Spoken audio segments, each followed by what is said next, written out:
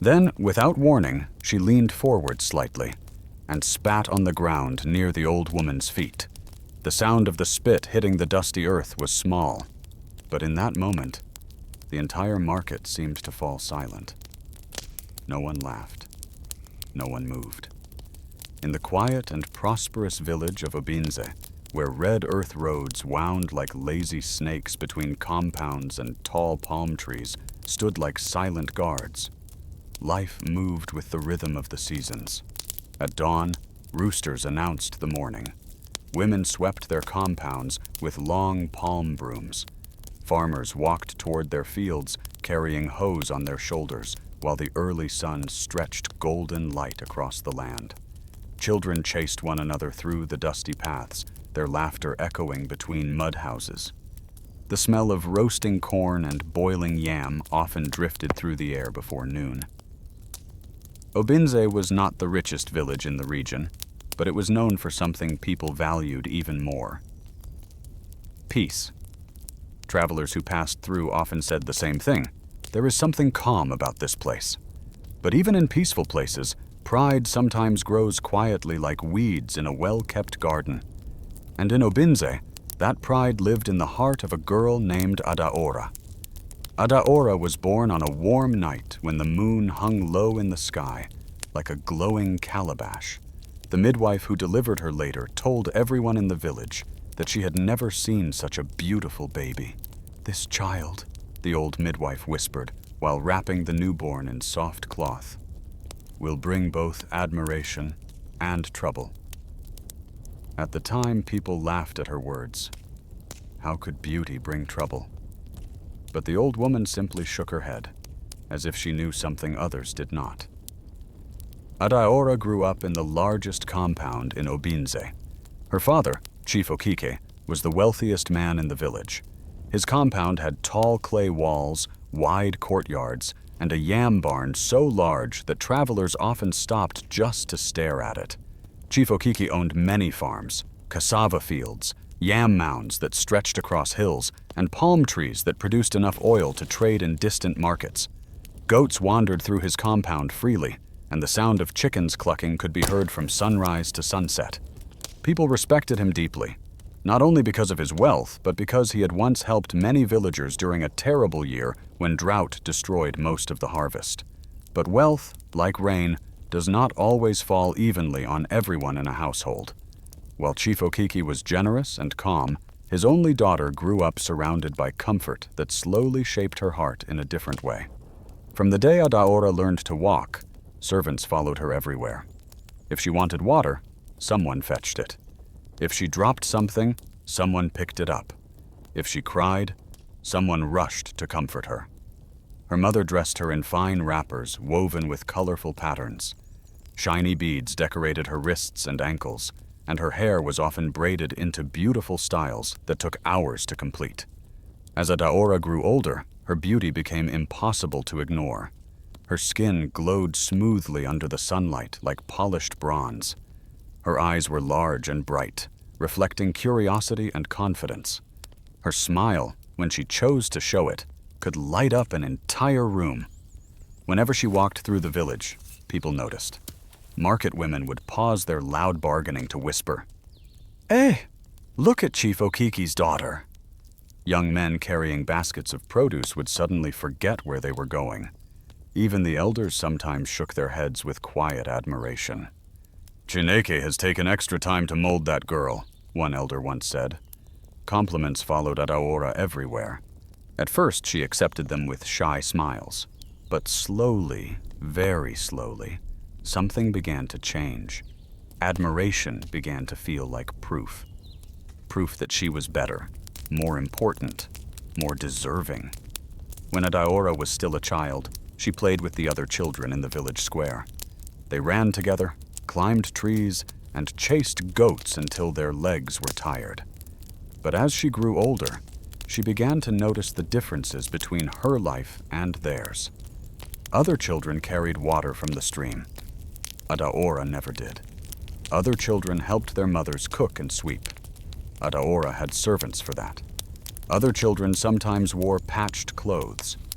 Adaora's clothes were always new. These differences slowly planted invisible seeds in her heart, and those seeds grew into pride. One afternoon, when Adaora was about 14, a young girl from a poorer compound greeted her respectfully. "Good afternoon, Adaora," the girl said with a smile. Adaora barely glanced at her. Instead, she continued walking as if the greeting had never happened. The girl's smile faded. Nearby, an elderly woman who had been sorting vegetables noticed the moment. She shook her head quietly. "That girl is walking toward a storm she cannot yet see," the old woman murmured. As the years passed, Adaora's behavior became more noticeable. If a poor child stood too close to her path, she frowned. If someone spoke to her without showing proper admiration, she responded with cold silence. Sometimes she even laughed at people she considered beneath her. Her friends, who enjoyed the comfort of standing beside the richest girl in the village, often encouraged her. "Why should you greet everyone?" one of them said once. "You are the chief's daughter." Adaora smiled proudly. "Yes," she replied. "Some people should remember their place." The elders began to notice. And elders, in a village like Obinze, watch everything. One evening they gathered beneath the large udala tree in the village square, as they often did when discussing matters that concerned the community. The air was calm, and the smell of wood smoke drifted gently through the twilight. One elder leaned on his walking stick and sighed. "Chief Okiki's daughter worries me." Another elder nodded slowly. "The girl has beauty, but her heart is becoming hard." A third elder spoke quietly. "Beauty without kindness is like rain without water." The men fell silent for a moment. They knew something many young people did not. Life has a way of teaching lessons that pride refuses to learn. Meanwhile, Adaora remained completely unaware of the quiet concern growing around her. To her, the world felt perfectly arranged. Her father's wealth protected her. Her beauty admired her. Her friends praised her. Why should she worry? Why should she change? She walked through the village each day with the confidence of someone who believed nothing could ever challenge her place in the world. But far beyond the farmlands of Obinze, beyond the forests where the wind whispered ancient secrets, something had already begun moving toward the village. Something patient. Something old. And soon, Adaora would meet someone who did not care about her beauty, her wealth, or her father's name. Someone who had come for only one reason, to test the pride in her heart. The market day in Obinze was never quiet. Even before the sun fully climbed into the sky, the dusty paths leading to the village square were already alive with movement. Women balanced baskets of tomatoes, peppers, and okra on their heads. Farmers arrived with freshly harvested yams and cassava. Fishermen from the nearby river carried woven traps filled with wriggling fish. The air smelled of roasted corn, smoked meat, palm oil, and dry pepper that sometimes made visitors cough as they walked past the stalls. Voices rose and fell like music. "Fresh tomatoes! Sweet tomatoes! Come and buy your palm oil! Eh, sister, your price is too high!" Children ran between the crowded stalls chasing chickens. Goats wandered lazily through the paths, occasionally nibbling vegetables when their owners weren't looking. Market day was the heartbeat of Obinze. It was where news spread faster than wind. It was where people laughed, argued, traded, and sometimes even fell in love. And on this particular day, something was about to happen that the village would talk about for many years. Late in the morning, Adaora decided to visit the market. Not because she needed anything. In truth, Adaora rarely needed anything from the market. Servants usually handled those tasks for her family. But market days were exciting. People admired her when she walked through the square, and she enjoyed the attention. That morning, she dressed carefully. Her wrapper was bright and expensive, decorated with golden patterns that shimmered in the sunlight. Around her neck hung a coral beads that her father had brought from a distant city. Her hair had been braided the previous evening in a style that took nearly 3 hours to complete. When she stepped out of her father's compound, 2 of her friends, Ngozi and Chiamaka, were already waiting for her. Ngozi grinned when she saw her. "Ah, Adaora, if the sun sees you today, it will hide in shame." Chiamaka laughed loudly. "The boys in the market will forget their own names when they see her." Adaora smiled proudly and adjusted the beads around her neck. "Well," she said, "let them look." The three girls began walking toward the market square. As they approached, the sound of the crowd grew louder. Drums from a nearby stall echoed through the air. A woman selling ground nuts called out loudly to passing buyers. The smell of roasted plantain drifted across the square. When Adaora entered the market, several people immediately noticed. Some greeted her politely. "Good morning, Adaora." "Chief Okiki's daughter, welcome." She responded with small nods, but her attention was mostly on the people who stared in admiration. Her friends walked beside her proudly, whispering and laughing as they moved through the stalls. They passed a woman selling bright red peppers. They passed a man repairing baskets. They passed a group of elderly women discussing village gossip beneath a large umbrella made from palm leaves. The market was alive. But in the middle of all this movement, someone stood quietly watching. Near the edge of the market path sat an old woman. Her presence was easy to overlook. Her clothes were worn and faded, patched many times with different fabrics. Her back was bent slightly forward, as if years of carrying heavy burdens had slowly shaped her posture. A small basket rested beside her feet. Inside were a few dried herbs and roots tied carefully with string. Her hair was gray and thin. Her face carried deep lines carved by age and time. But her eyes? Her eyes were calm, deep, observant. She watched the movement of the market the way someone watches waves on the shore. Patiently. As Adaora and her friends approached, the old woman slowly stood. She stepped forward carefully, leaning slightly on a wooden stick. When she reached the path in front of Adaora, she raised one trembling hand. "My daughter," she said softly. Her voice was gentle, but clear enough to be heard above the noise of the market. Adaora stopped walking. Ngozi wrinkled her nose slightly. The old woman looked directly at Adaora. "I have been walking since dawn," she said quietly. "My throat is dry." She pointed toward a clay water pot sitting near a nearby stall. "Please, may I have some water?" For a moment, Adaora simply stared at her. Then her expression slowly changed. Disgust. She stepped back slightly. "Water?" she repeated. Ngozi burst into laughter.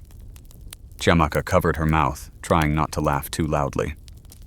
Adaora waved her hand dismissively. "Why are you asking me?" she said. "Do I look like the keeper of the village well?" The old woman remained calm. "Kindness does not belong to one person," she replied gently. "Anyone can give it." But Adaora only rolled her eyes. She turned to her friends. "Look at her clothes," she said loudly. "She smells like the forest." More laughter followed. Nearby traders began noticing the exchange. The market noise slowly softened as people listened. The old woman did not move. Her eyes remained fixed calmly on Adaora. "My daughter," she said again. "A cup of water costs nothing." Adaora felt irritated. The woman's calm voice annoyed her. Who was this stranger to speak to her like that? She crossed her arms. "If you are thirsty," Adaora said sharply, "go and fetch water yourself." The old woman studied her quietly. "Sometimes," she said slowly, "the smallest kindness reveals the true size of a heart." Adaora's friends laughed even louder. "Did you hear that?" Ngozi said. "She wants to teach you wisdom." Adaora smirked. Then, without warning, she leaned forward slightly and spat on the ground near the old woman's feet. The sound of the spit hitting the dusty earth was small, but in that moment, the entire market seemed to fall silent. No one laughed. No one moved. Even the goats stopped wandering for a moment. Adaora straightened up and laughed loudly. "If you want water," she said mockingly, "maybe the ground will give it to you." Her friends joined her laughter, but the rest of the market remained quiet. Some people looked away. Others shook their heads slowly. An elderly woman selling vegetables whispered under her breath, "Ah, this is not good." The old woman did not react immediately.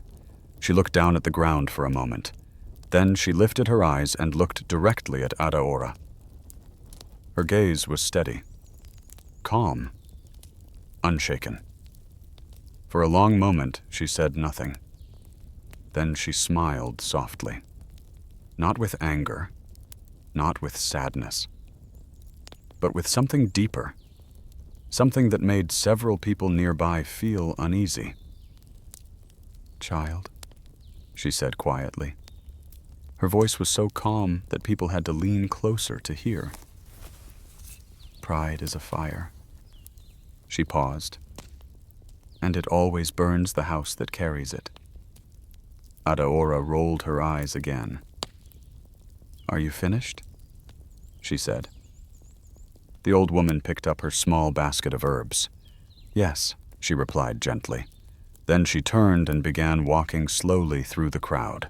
Her footsteps were quiet. Within moments, she disappeared between the market stalls. Adaora laughed again and continued walking with her friends. But many villagers remained silent long after she had passed. One elderly man who had watched the entire scene leaned toward the vegetable seller beside him. "That woman," he whispered. "I have never seen her before." The seller nodded slowly. "Neither have I."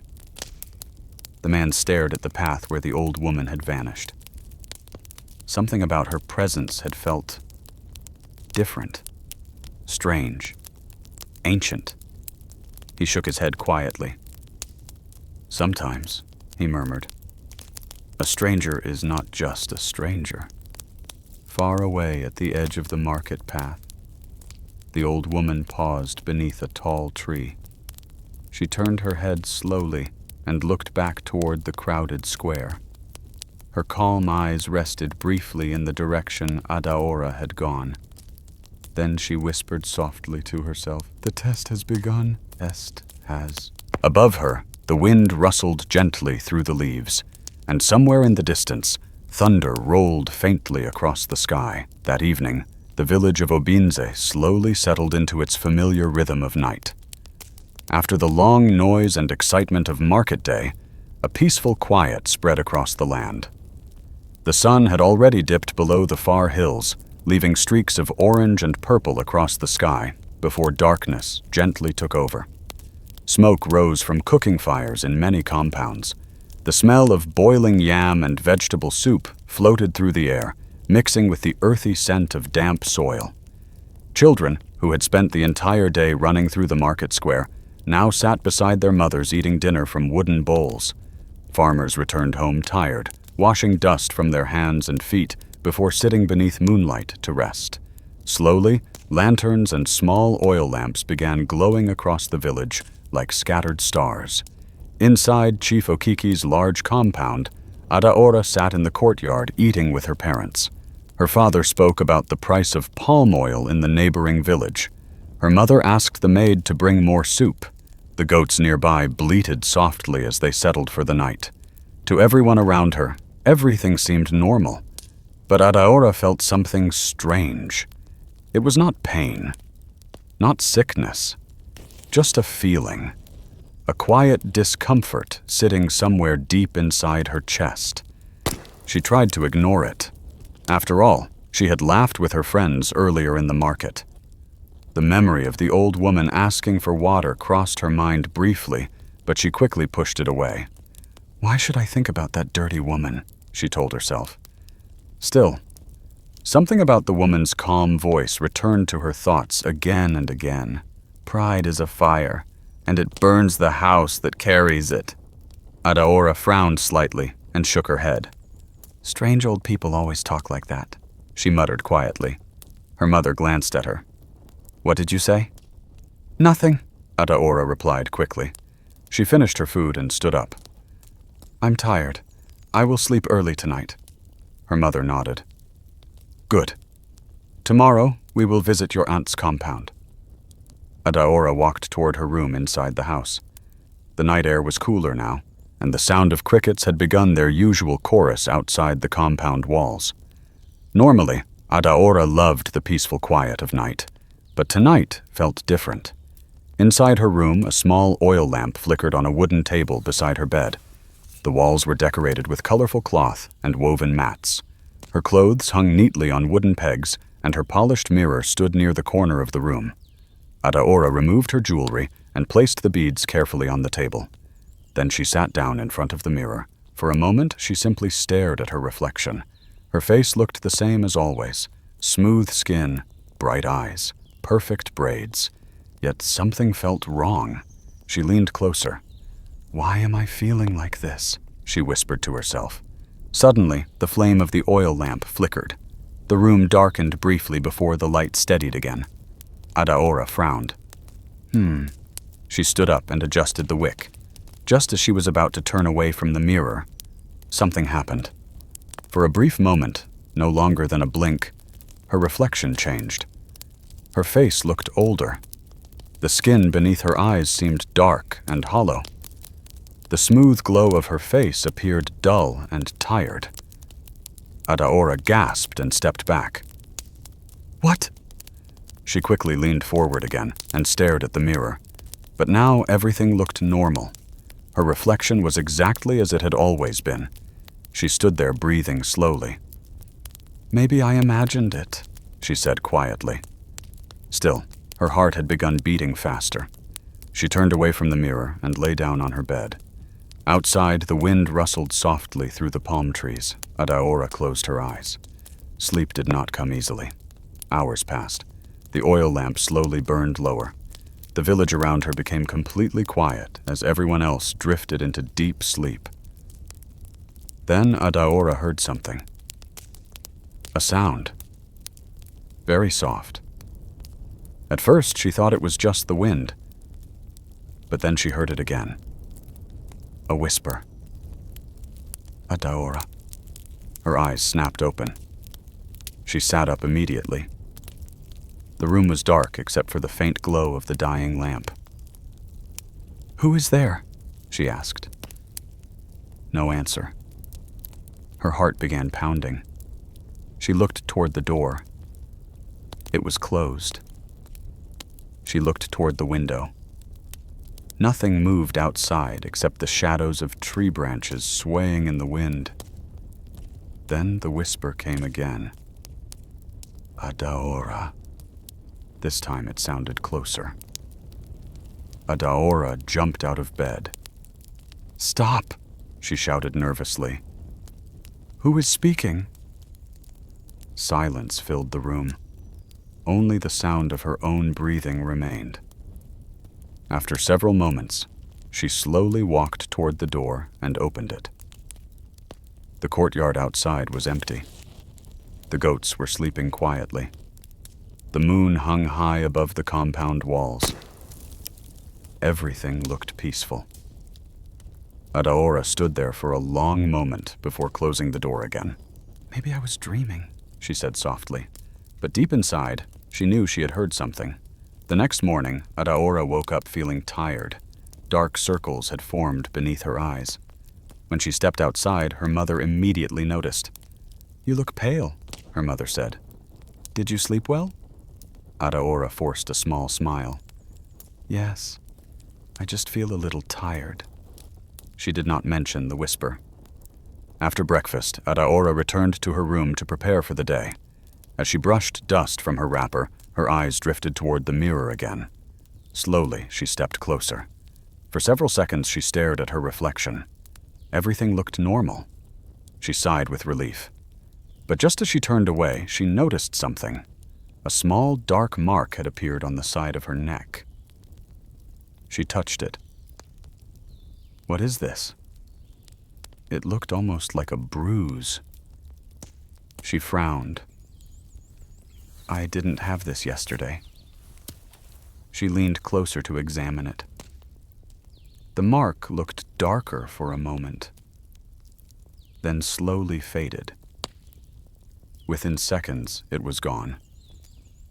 Adaora's eyes widened. No, that was there." She touched the spot again. Her skin felt normal. There was nothing there anymore.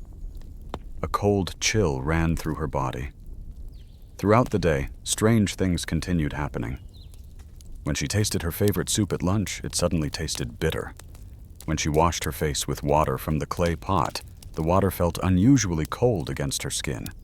And several times, she felt the same strange sensation as the night before. The feeling that someone was watching her, from somewhere she could not see. By evening, Adaora was deeply unsettled. Her pride and confidence had begun to fade, replaced by something she rarely felt: fear. As the sun disappeared once again behind the distant hills, Adaora sat quietly in the courtyard. The sounds of the village slowly faded into night, but in her mind the memory of the old woman in the market returned. Her calm eyes, her quiet voice. Pride is a fire. Adaora shivered. For the first time since childhood, she felt unsure of herself. And as darkness settled over the village once again, the whisper returned softly in the wind. Adaora. By the third day after the strange events began, the people of Obinze had started to notice that something was wrong with Adaora. The girl who once walked through the village with proud confidence now moved quietly, almost nervously. Her laughter had faded, replaced by long moments of silence.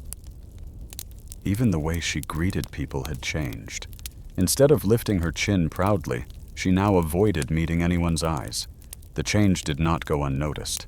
In villages like Obinze, people observe everything. Even the smallest change in a person's behavior quickly becomes a matter of quiet discussion. At the stream where women gathered each morning to fetch water, whispers had already begun.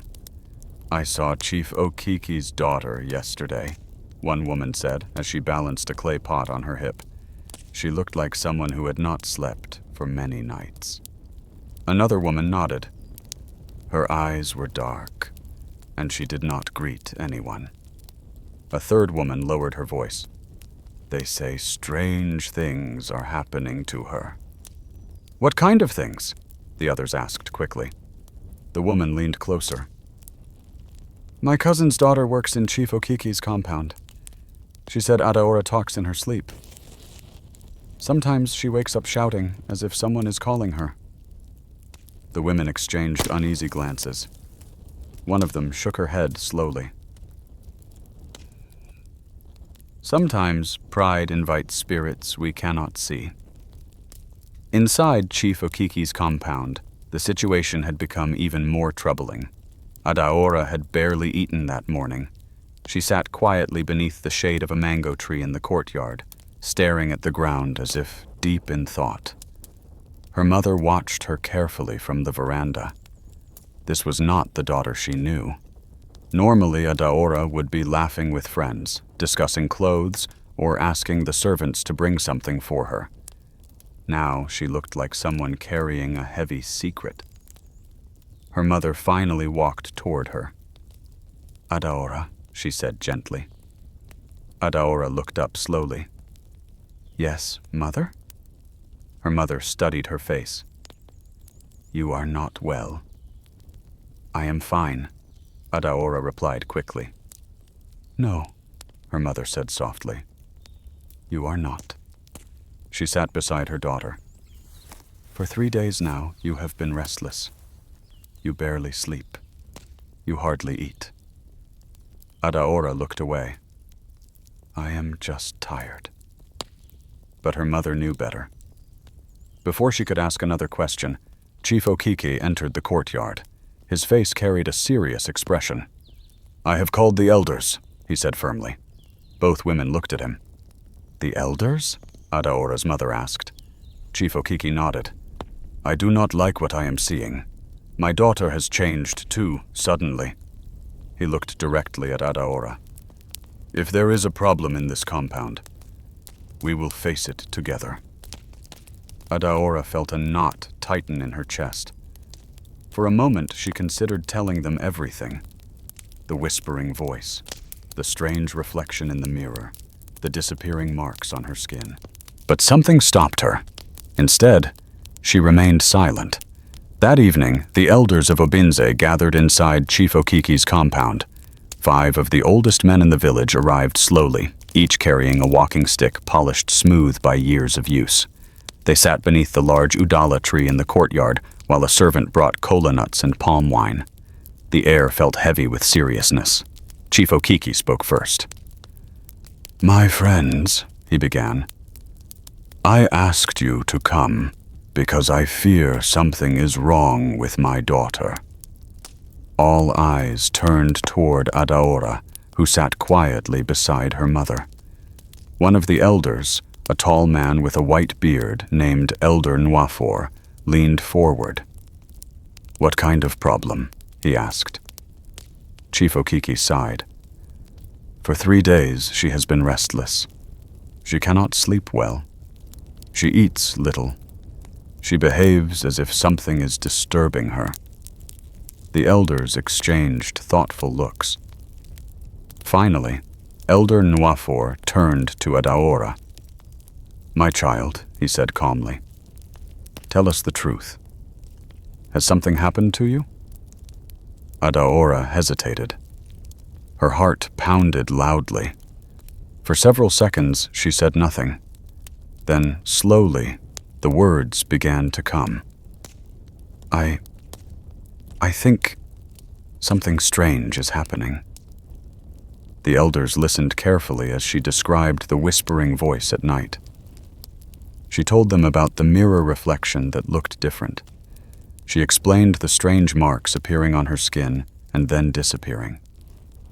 As she spoke, the expressions on the elders' faces grew more serious. When she finished, silence filled the courtyard. Finally, another elder named Elder Obina, the oldest of them all, spoke. "What happened at the market 3 days ago?" Adaora looked up sharply. "How did you know about the market?" The elder's eyes remained steady. "In a village," he said quietly. "Nothing stays hidden for long." Adaora lowered her head. Slowly, she explained what had happened. The old woman, the request for water, the laughter, the spit on the ground. When she finished, the courtyard fell silent again. Several elders shook their heads slowly. Chief Okiki stared at his daughter in shock. "You did what?" he asked quietly. Adaora felt shame burning in her chest. I did not think it was important." Elder Obina sighed deeply. "My child, that may be the most important moment of all." Adaora looked at him with confusion. "What do you mean?" The elder leaned forward slowly.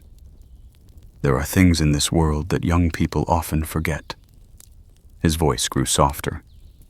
"Long ago, before many of us were born, the spirits of this land sent wandering watchers among the villages." The courtyard grew very quiet. These watchers did not appear as kings or warriors. They appeared as strangers, sometimes as beggars, sometimes as old travelers. They walked through villages testing the hearts of the people. Adaora felt her stomach tighten. "And what happens if someone fails the test?" she asked quietly. Elder Abina's eyes met hers. "Then that person must face the lesson that pride refused to learn." A chill ran down Adaora's spine. "You mean the old woman?" Elder Nwafor nodded slowly. "We believe she may not have been an ordinary woman." Adaora felt her breath grow shallow. Her mind returned to the moment in the market. The calm look in the woman's eyes, the strange smile, her quiet words. "Pride is a fire that burns the house that carries it." Adaora whispered nervously, "What should I do?" The elders remained silent for a moment. Then Elder Obina spoke again. "If the woman is truly one of the Watchers, there is only one path left." Adaora leaned forward anxiously. What path? The elder looked at her kindly. You must find her. Find her? Adaora repeated. Yes, he said. You must face the person you wronged. And you must ask for forgiveness, not because you are afraid, but because you truly understand your mistake. Adaora lowered her head. Tears slowly filled her eyes. For the first time in her life, she felt something she had never truly experienced before. Deep regret. I was cruel, she whispered. The elders nodded gently. Yes, Elder Obina said. But cruelty can still be corrected, if the heart is willing to change. Adaora wiped her eyes slowly. I will find her, she said. Chief Okiki placed a hand on his daughter's shoulder. I will send men to search the nearby villages. But Elder Nuafor shook his head. No. Everyone looked at him. This is not a journey for servants. He turned to Adaora. This is a journey your heart must make alone. Adaora nodded slowly. That night, as the elders prepared to leave, the wind rustled softly through the udala tree above them, and far away, beyond the farms and forest paths of Obinze, an old woman sat quietly beside a small river. She gazed at the flowing water with patient eyes. Then she smiled faintly. The child is beginning to understand, she whispered to herself. The test was not finished, but the lesson had finally begun. The next morning, the village of Obinze woke up to a quiet and unusual sight. Adaora, the proud daughter of Chief Okiki, stepped out of her father's compound alone. There were no friends walking beside her, no servants following behind. No jewelry decorated her neck or wrists. She wore a simple wrapper and a plain blouse, the kind most village girls wore when doing everyday work. People who passed along the dusty road stopped and stared. Something about her appearance felt different, but what surprised them even more was the expression on her face. Adaora was not walking with her usual confident stride. Instead, she moved slowly, almost carefully, as though each step carried a heavy thought. Inside her heart, something had changed. For the first time in her life, Adaora felt the weight of her actions. The memory of the market scene replayed in her mind again and again. The old woman's tired voice asking for water, the laughter of her friends, the spit hitting the ground, and the quiet words that followed. Pride is a fire that burns the house that carries it. Each time Adaora remembered those words, her chest tightened. Now she understood something she had never considered before. The old woman had not insulted her. She had not shouted. She had not even looked angry. She had simply spoken truth. And that truth had followed Adaora home like a shadow. Adaora began her search at the market. It was the same place where everything had started. The market was quieter that morning. Only a few traders had arrived early to arrange their stalls before the busy hours began. Adaora walked slowly between the empty wooden tables and baskets. She looked around carefully. Maybe the old woman had returned. Maybe she would see her sitting somewhere beneath the shade of a stall. But there was no sign of her. One of the pepper sellers noticed Adaora walking through the market. The woman raised her eyebrows in surprise. Ah, Chief Okiki's daughter, she said. Adaora approached her politely. Good morning, Mama. The woman blinked in mild shock. Adaora had greeted her first. This alone was unusual. What brings you here so early? The woman asked. Adaora hesitated before speaking. Have you seen the old woman who sells herbs? The one with a small basket. The pepper seller thought for a moment. You mean the stranger who came during the last market day? Yes, Adaora said quickly. The woman shook her head. No one has seen her since that day. Another trader nearby joined the conversation. I heard she was walking toward the forest road, he said. The one that leads to the river. Adaora nodded slowly. Thank you. Without another word, she turned and began walking toward the path that led out of the market. The forest road was quiet. Tall grasses grew along the sides of the narrow path, and the trees above formed a green canopy that filtered the sunlight into soft patterns on the ground. Adaora had rarely walked this path before. Most of her life had been spent within the comfortable boundaries of the village. But today she continued forward without hesitation. Her feet stirred small clouds of dust as she walked. The further she moved from the village, the quieter the world became. Only the sound of birds and the occasional rustle of leaves filled the air. As she walked, memories of her past behavior began rising in her mind. Moments she had never thought about before. Times when she ignored greetings. Times when she laughed at poor children. Times when she spoke harshly to people who had done nothing wrong. Each memory felt heavier than the last.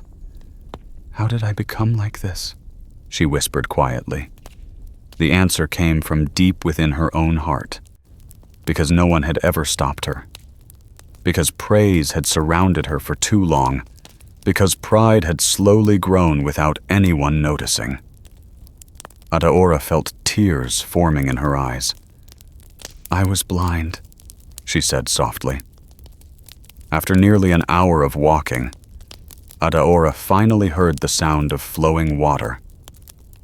The path opened into a small clearing beside a gentle river.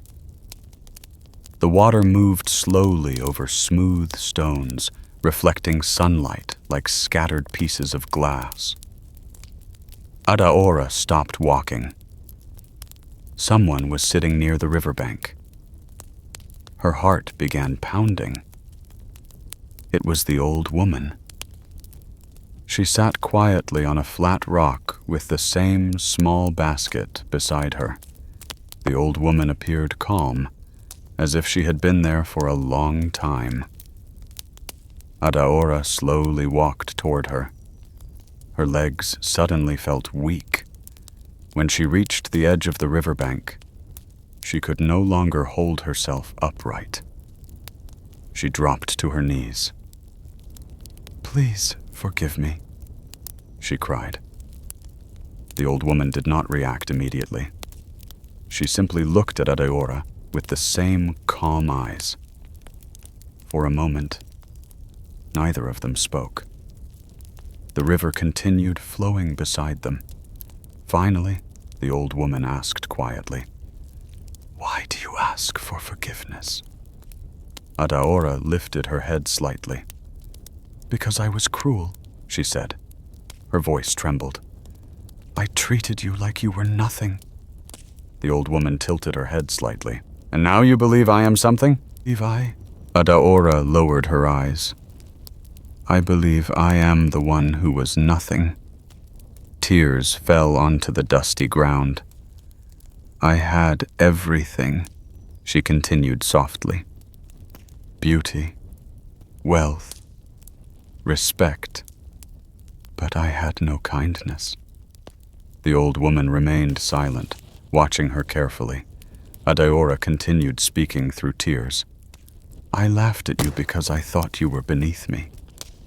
But now I understand that my pride made me smaller than anyone." The old woman leaned slightly on her walking stick. "You have walked far to say these words," she said.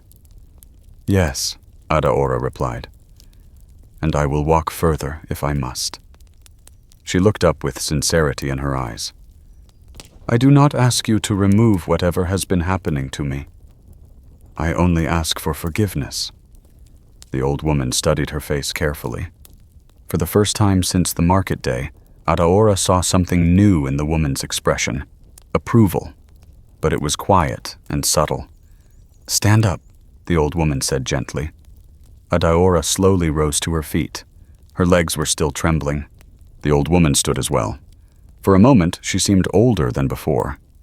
Then something changed. The slight bend in her back slowly straightened. The tired heaviness in her movements disappeared. Adaora watched in amazement. The woman standing before her no longer looked weak. Her presence felt powerful, ancient, almost otherworldly. Adaora stepped back in shock. You are not just a traveler," she whispered. The old woman smiled calmly. "No," she said, "I am not." The wind moved gently across the riverbank, stirring the leaves above them. "I came to Obinze for a reason." Adaora's heart beat faster. "To test the village," the woman continued. "To see which hearts carried pride, and which carried kindness." Adaora swallowed nervously. "And I failed?" The woman nodded. "Yes. But failure is not always the end of the lesson." She stepped closer to Adaora. "What matters is what the heart learns afterward." Adaora lowered her head again. "I have learned," she said quietly. The old woman studied her face one last time. Then she lifted her hand slowly and placed it gently on Adaora's forehead. In that moment, Adaora felt something strange. A warmth spread through her body like sunlight after a long storm. The heavy fear she had carried for days began to disappear. The whispers in her mind faded. The strange tension in her chest lifted. Adaora took a deep breath. For the first time in days, she felt calm. She looked up at the old woman with wide eyes. "What did you do?" The old woman smiled softly. "I removed the fire." Adaora blinked. "The fire? The fire of pride," the woman said. "The one that had begun burning inside your life." Adaora stood silently beside the flowing river. She finally understood. The test had not been about punishment. It had been about transformation. And for the first time in her life, Adaora felt truly free. For several moments after the old woman removed her hand from Adaora's forehead, the world seemed unusually quiet. The gentle river beside them continued to flow over smooth stones, whispering softly as it moved. The tall trees surrounding the clearing swayed slowly in the breeze, their leaves rustling like distant voices. Adaora stood still, breathing deeply. The heavy feeling that had troubled her for days was gone. The whispering voice that had haunted her nights had disappeared. The strange fear that once gripped her heart had faded like morning mist under sunlight. She touched her forehead slowly, as if confirming that what she had just experienced was real. Then she looked up at the old woman. But the woman standing before her no longer appeared weak or fragile. The bent posture she had shown in the market was gone. Her back was straight. Her presence felt powerful, calm, steady, and ancient. Like the forest itself. The air around her seemed different somehow, as though the world was quietly recognizing her true nature. Adaora felt both awe and fear. You are not an ordinary woman," she said quietly. The old woman smiled gently. "No," she replied. "I am not." Adaora swallowed. "Who are you?" The woman turned her gaze toward the flowing river for a moment before answering. "In the old days," she said slowly, "long before many villages were built, the spirits of the land watched the hearts of people carefully. Adaora listened in silence. From time to time, the woman continued, those spirits send watchers into the world of humans. Watchers? Adaora asked softly. Yes, the woman said. We travel quietly from village to village. We appear as strangers, sometimes as beggars, sometimes as travelers, sometimes as forgotten elders. She looked back at Adaora. Our task is simple, to test the hearts of those we meet. Adaora felt a chill run down her spine. The test at the market, she whispered. The woman nodded. Yes. She leaned slightly on her walking stick. Many people in Obinze showed kindness that day. They offered food. They offered water. They offered greetings. Then her calm eyes rested gently on Adaora. But some hearts carried pride. Adaora lowered her head, ashamed. I carried pride, she admitted. Yes, the woman said. But pride is not rare among humans. She stepped closer. The true question is what happens after pride reveals itself. Adaora lifted her eyes. What do you mean? The old woman's expression softened. Some people remain proud even when they see their mistakes. Some become angry when their pride is challenged. But others learn. Adaora remained silent, absorbing her words. The old woman continued. When you spat in the market, you believed you were above me. Adaora's face burned with embarrassment. Yes, but the spirits were watching, the woman said quietly. And so was I. Adaora hesitated before asking the question that had been lingering in her mind. The strange things that happened to me, the whispers, the mirror, the fear. The woman nodded slowly. That was the fire. The fire, Adaora repeated. The fire of pride, the woman explained. When pride grows too strong in a heart, it begins to destroy the person who carries it. It distorts how they see themselves. It distorts how they see others. It even distorts how the world sees them. Adaora thought about the mirror reflection that had looked wrong, the bitterness in her food, the voice whispering her name at night. All of that, she said slowly. Yes, the woman replied. The spirits allowed you to see what pride was doing to your soul. Adaora felt tears forming in her eyes. I was becoming someone terrible. The woman shook her head gently. No, you were becoming someone lost. She placed a hand on Adaora's shoulder. But you found your way back. Adaora looked up. Because I came here? Yes, the woman said. You searched for forgiveness. You faced your mistake. And most importantly, you allowed your heart to change. Adaora felt a deep sense of humility settle inside her. For the first time in her life, she understood something important. Respect could not be demanded. Kindness could not be faked. And pride, if left unchecked, could destroy everything. The woman stepped back slightly. The lesson is finished, she said.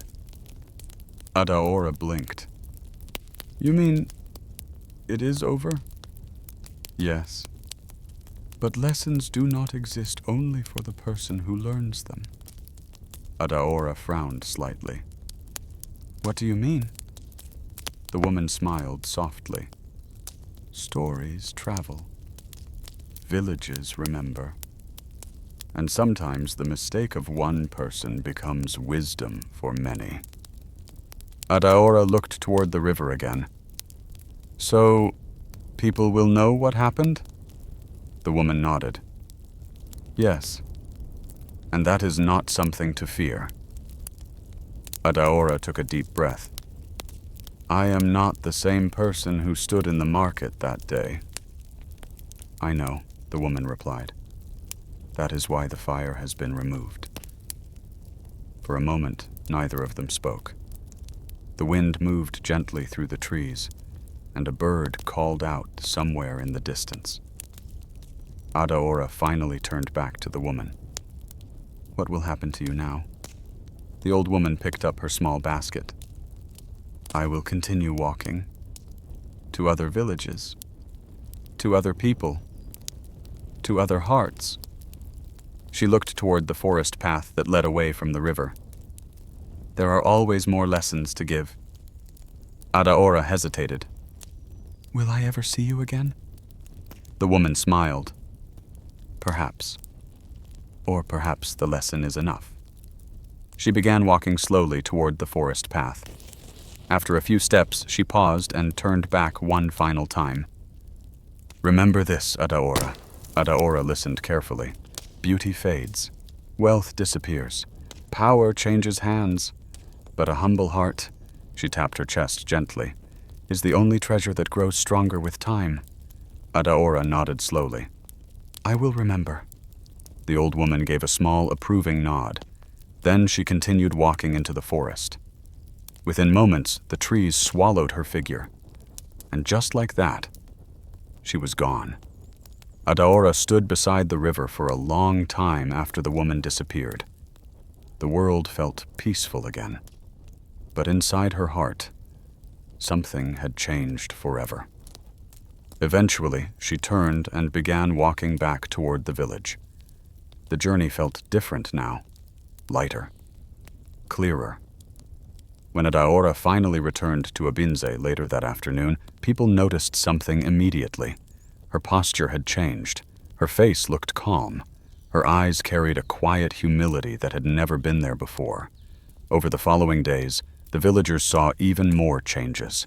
Adaora greeted people first. She helped an old woman carry water from the stream. She apologized to several people she had treated poorly in the past. The change surprised everyone, even the elders. One evening, as the elders gathered beneath the Udala tree, Elder Obina smiled thoughtfully. The girl has learned, he said. Another elder nodded.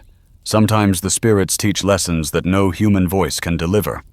From that day forward, Adaora lived differently. She treated everyone with kindness. She listened before speaking. She remembered the moment beside the river when pride left her heart. And whenever someone praised her beauty, she would simply smile and say, kindness is the only beauty that never fades. Years later, parents in Obinze still told the story of the proud girl who met the Watcher of the Spirits, not as a story of punishment, but as a story of transformation. Because sometimes, the greatest magic is not power. The greatest magic is humility learned before it is too late.